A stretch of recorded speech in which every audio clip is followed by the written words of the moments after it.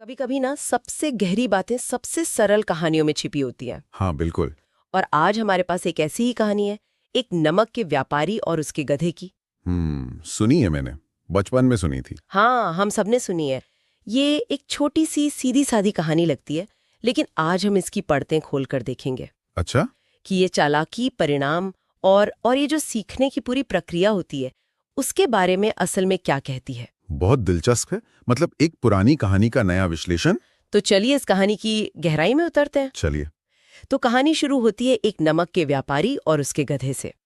उनका हर दिन का मतलब एक सेट रूटीन था। एक सेट रूटीन। हाँ, व्यापारी गधे की पीठ पर नमक की बोरियां लाता और पास के गांव में बेचने निकल जाता। उनके रास्ते में कई नाले और छोटी नदियां भी पड़ती थीं। हाँ, ये उनकी दिनचर्या का एक हिस्सा था, रोज का काम। यहाँ पर रुकना थोड़ा जरूरी है।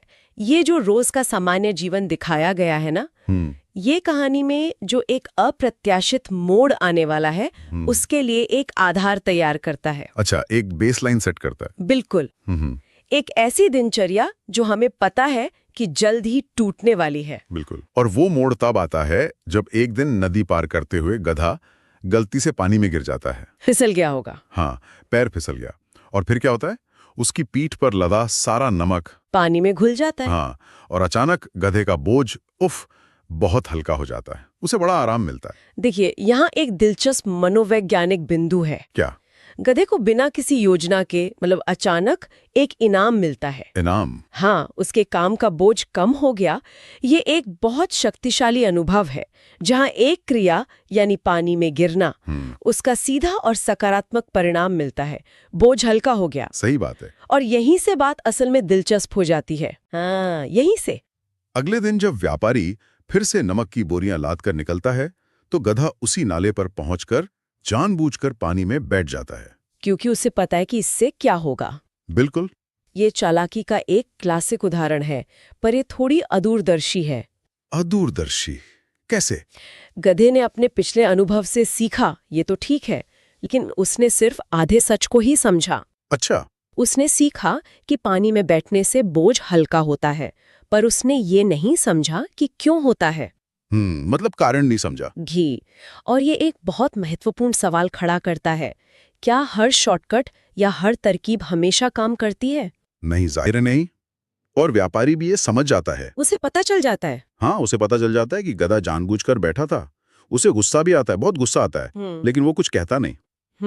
वो बस गधे को लेकर घर वापस आ जाता है। व्यापारी का ये व्यवहार धैर्य और रणनीति को दिखाता है। सही। वो गुस्से में प्रतिक्रिया करने के बजाय समस्या को जड़ से खत्म करने की योजना बनाता है। मतलब सजा देने की जगह सबक सिखाने का रास्ता चुनता है। बहुत खूब। तो अगले दिन व्यापारी एक नई योजना के साथ आता है। इस बार वो गधे की पीठ पर नमक की बोरियां नहीं, कुछ और लाता है। हाँ, बल्कि रुई के बोरे लाता है। अच्छा, गेम बदल दिया पूरा। और गधा अपनी चालाकी पर इतराता हुआ नाला आते ही फिर से वही काम करता है। उसे लगा आज भी वही होगा। वो पानी में बैठ जाता है। और जो बात यहाँ आकर्षक है वो ये है कि इस बार नतीजा एकदम उल्टा। बिल्कुल उल्टा। रुई ने सारा पानी सोख लिया और गधे की पीठ का बोझ हल्का होने के बजाय कई गुना बढ़ गया। और कई गुना।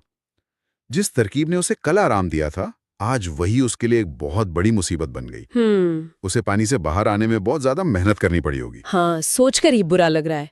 और उस दिन के बाद गधे ने पानी में बैठने की आदत हमेशा के लिए छोड़ दी। हमेशा के लिए छोड़ दी। व्यापारी की तरकीब काम कर गई। तो इस सब का क्या मतलब है? ये कहानी क्या बताती है हमें? देखिए, सबसे पहली बात तो ये कि एक ही तरकीब हर स्थिति में काम नहीं करती। सही। अनुभव से सीखना अच्छा है, लेकिन उस अनुभव के पीछे का जो क्यों है उसे समझना और भी ज्यादा जरूरी है। मतलब सिर्फ क्या हुआ वो नहीं, बल्कि क्यों हुआ ये जानना जरूरी है। जी हाँ।